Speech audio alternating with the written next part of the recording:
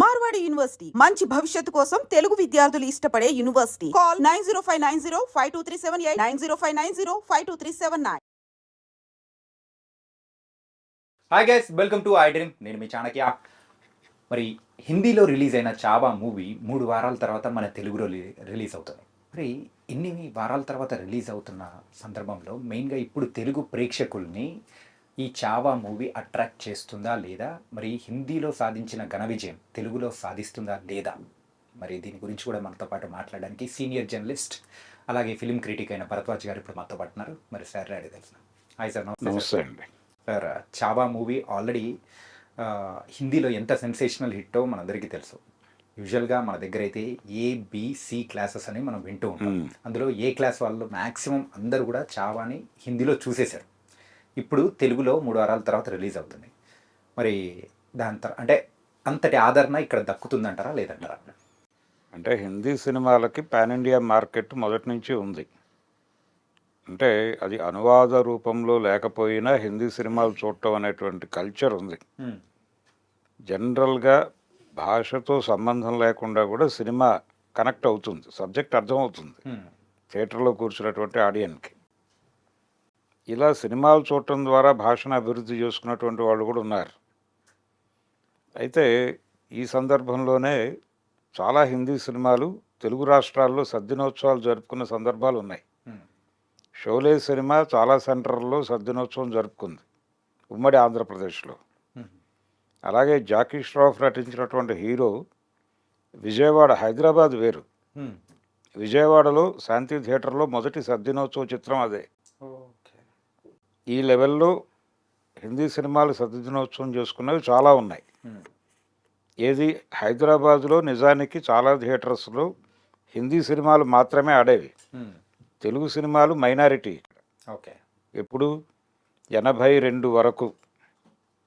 83 తర్వాత హైదరాబాద్ కల్చర్ని డైవర్ట్ చేయటం అనే ప్రోగ్రాం ఒకటి జరిగింది. ఎన్టీ రామారావు గారు ముఖ్యమంత్రి అయిన తర్వాత సీన్ మారుతూ వెళ్ళింది. ఆ ప్రాసెస్లో నెమ్మదిగా హిందీ సినిమాలు తగ్గి తెలుగు సినిమాల హవా పెరిగింది ఇక్కడ. అంతకుముందు ఇప్పటికీ పాత క్రానికల్ పేపర్లు తిరగేస్తే హైదరాబాద్ థియేటర్స్లో మెజారిటీ హిందీ సినిమాలే ఆడేవి. ఓకే. అందుకని హైదరాబాద్ను పక్కన పెట్టేస్తే రెస్ట్ ఆఫ్ ఆంధ్రాలో సద్దినోత్సవాలు జరుపుకున్నటువంటి హిందీ సినిమాలు అనేకం ఉన్నాయి. రాజ్ కపూర్ గారి సినిమాలు కూడా సద్దినోత్సవం జరుపుకున్నాయి విజయవాడ లాంటి సెంటర్లో. అలా పాన్ ఇండియా మార్కెట్ వాళ్ళకి మొదటి నుంచి స్థిరపడి ఉంది. అందుకని వాళ్ళ బడ్జెట్లు చాలా బిగ్ లెవెల్లో ఉండేవి, వాళ్ళ సినిమాలు చాలా లావిష్గా ఉండేవి. తెలుగు సినిమాలు అలా ఉండేవి కాదు. కారణం ఏంటంటే వీళ్ళకు ఉన్నటువంటి లిమిటెడ్ ఏరియా, మార్కెట్ ఏరియా తక్కువ కాబట్టి, సైజు తక్కువ కాబట్టి చిన్న బడ్జెట్తో సినిమాలు చేసుకునేవాళ్ళు. ఓకే. అందుకని హిందీ సినిమాలు కలర్లో ఉండేవి, ప్రాంతీయ సినిమాలన్నీ బ్లాక్ అండ్ వైట్లో వచ్చాయి. అది తేడా. ఇప్పుడు అదే మార్కెట్ ఉంది. ఇప్పుడు కూడా చావా సినిమాని చూశారు అందరూ. చూసినప్పటికీ అంటే చాలామంది సినిమా రిలీజ్ అయినప్పుడు థియేటర్కి వెళ్ళటానికి సంకోచించిన మాట వాస్తవం. తెలుగులో ఉందా ఈ సినిమా అని వెరిఫై చేసుకున్నారు. అంటే ఈ మధ్యకాలంలో గ్లోబల్ మార్కెట్ని కొల్లగొట్టాలని ఎలాగైతే లోకల్ మార్కెట్ సినిమాలు ప్రయత్నం చేస్తున్నాయో, లోకల్ మార్కెట్లను క్యాప్చర్ చేయాలని వాళ్ళు ప్రయత్నం చేస్తున్నారు. హాలీవుడ్ సినిమాలు కూడా తెలుగులో చూస్తున్నాం మనం. నెమ్మదిగా దీనికి టూల్స్ వచ్చేసి ఏఐతో ఆటోమేటిక్గా మీకు అక్కడ కంటెంట్ ఏమున్నా మీ లోకల్ లాంగ్వేజ్లో వినే వాతావరణం కల్పించే ప్రయత్నం ఒకటి జరుగుతోంది. ఓకే. అయితే ఇది తెలుగులో ఉందా లేదా అని బుక్ మై షోలో వెరిఫికేషన్స్ చాలా జరిగినాయి. చాలామంది ఇది తెలుగులో లేనందుకు బాధపడ్డారు, కానీ ఫైనల్గా థియేటర్కి వెళ్ళి సినిమా చూశారు. అలా అంటే క్లాస్ అనేది దాంతో సంబంధం లేకుండా అన్ని తరగతుల వారు ఈ సినిమాని చూశారు. ఓకే. ఏముంది దీనిలో, ఎందుకు ప్రపంచం అంతా మాట్లాడుకుంటోంది అంటే, ఈ సినిమా రిలీజ్ అయిన తర్వాత సోషల్ మీడియాలో చాలా విపరీతమైనటువంటి చర్చ జరిగింది. శంభాజీ జీవిత చరిత్ర ఏమిటి, శివాజీ గారి జీవిత చరిత్ర ఏమిటి, ఔరంగజేబుతో వీళ్ళ కాన్ఫ్లిక్ట్ ఏమిటి, అసలు ఔరంగజేబ్ ఏమిటి, ఔరంగజేబుని ఎలా అర్థం చేసుకోవాలి దాకా మరాఠాల చరిత్ర ఏమిటి, మరాఠాల చరిత్ర మీద రాసినటువంటి పుస్తకాల రెఫరెన్స్లో అనేక మంది అనేక రకమైన ప్రతిపాదనలు చేశారు. శివాజీ మహారాజుకి అలాగే అక్కడ ఉన్నటువంటి చిత్పవన్ బ్రాహ్మలకి మధ్య జరిగినటువంటి కాన్ఫ్లిక్ట్ ఏమిటి అంటే పూనా బేస్డ్గా ఉన్నటువంటి చిత్పవన్ బ్రాహ్మిన్స్కి ఓకే పీష్వాలకి అంటే ఈ తర్వాత నెక్స్ట్ జనరేషన్లో వచ్చిన రాజ్యం పీష్వాల్దే. ఔరంగజేబ్ రాజ్యం రాలేదు, పీష్వాల్ రాజ్యం వచ్చింది. పీష్వాల్ రోల్ ఏమిటి, వీళ్ళిద్దరి మరణం వెనకాల అన్నట్టు ఒక రివర్స్ పరిశోధనలు కూడా జరిగినాయి సోషల్ మీడియాలో.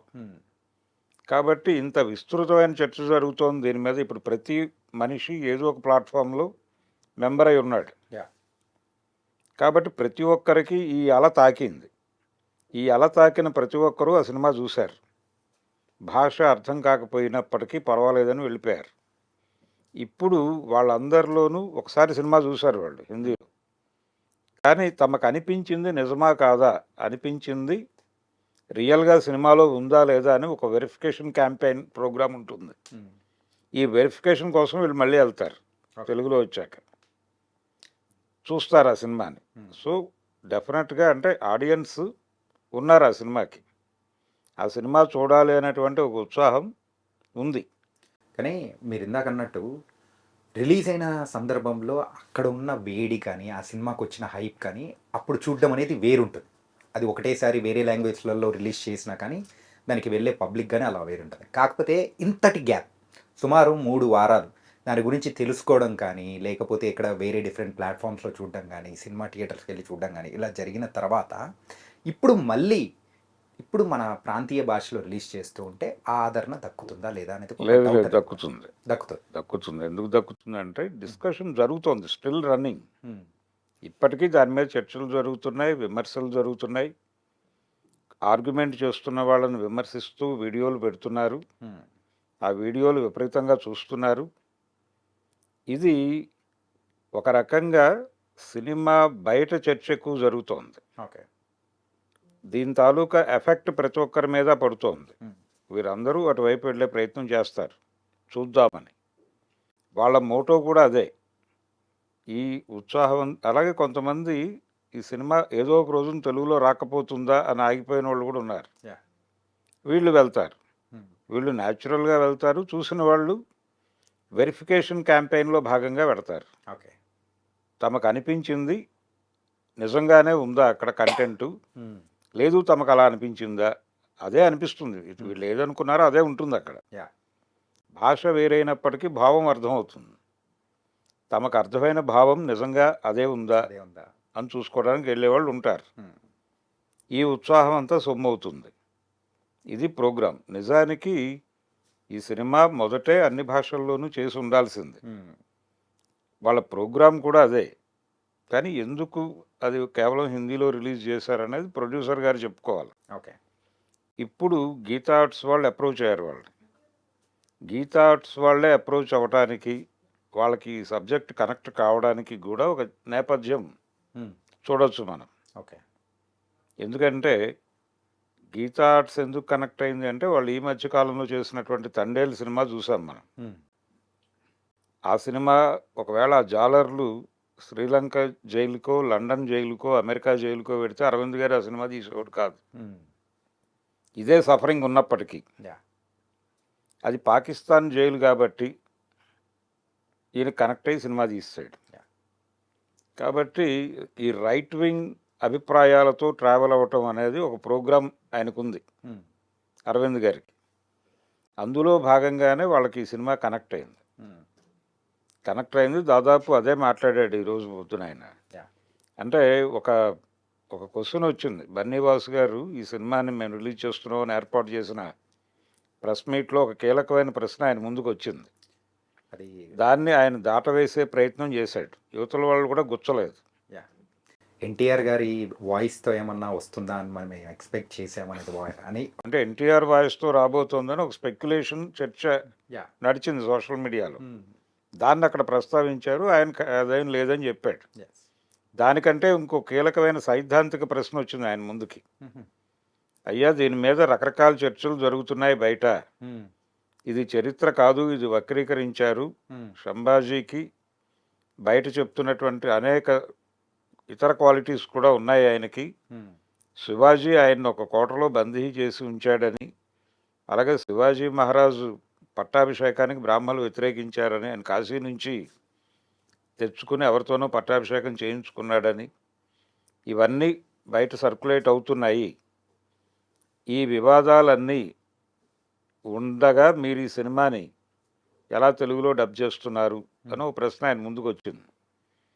ఆయన ఆ ప్రశ్న అర్థమైంది ఆయనకి, వాళ్ళు ఏం అడుగుతున్నారో అర్థమైంది, కానీ దాన్ని నేరుగా అడ్రస్ చేయడానికి ఆయన సిద్ధంగా లేడు. అందుకని దాటవేసి ముందుకెళ్ళిపోయాడు ఆయన. కానీ ఆ డిస్కషన్ ఉంది.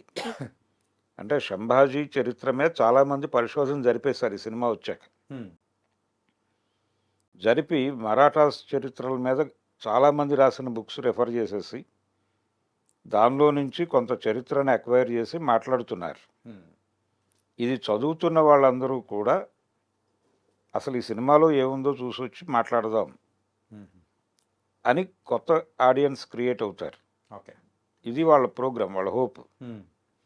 ఆ హోప్ మీద సినిమా రిలీజ్ అవుతోంది. ఇది నిజానికి అంటే ఆ ప్రశ్నలో ఇంకొకటి కూడా జాయిన్ చేశారు, ఇది ప్రాపగాండా సినిమా అని కూడా కొంతమంది మాట్లాడుతున్నారు అన్నారు. ప్రాపగాండా సినిమానే అది. అది ఒక ప్రోగ్రాం కోసం డిజైన్ చేసినటువంటి సినిమా.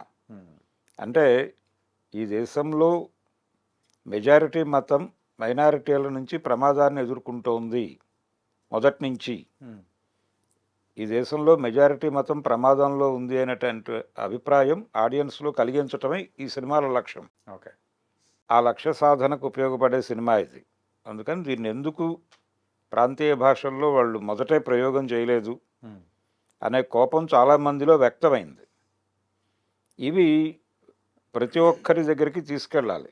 సినిమాతో సంబంధం లేకుండా ప్రతి ఒక్కడి మనసు దగ్గరికి తీసుకెళ్ళాలి ఈ సినిమాని అని చాలామంది అనుకుంటున్నారు.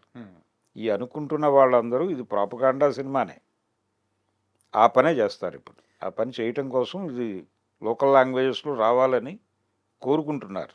మరికొన్ని వివాదాలు మరి చుట్టుముట్టే అవకాశాలు ఏమన్నా ఉంటాయా ఇది మరి తెలుగులో రిలీజ్ అయిన తర్వాత? రిలీజ్ అయిన తర్వాత ఇదే డిస్కషన్ మరికొంచెం వేడిగా నడుస్తుంది, ఇంకొంచెం క్లారిటీతో జరుగుతుంది. అంటే సంభాజీ ఉమనైజర్ అనేది ఒకటి ఎస్టాబ్లిష్ అయింది ఈ చర్చల్లో.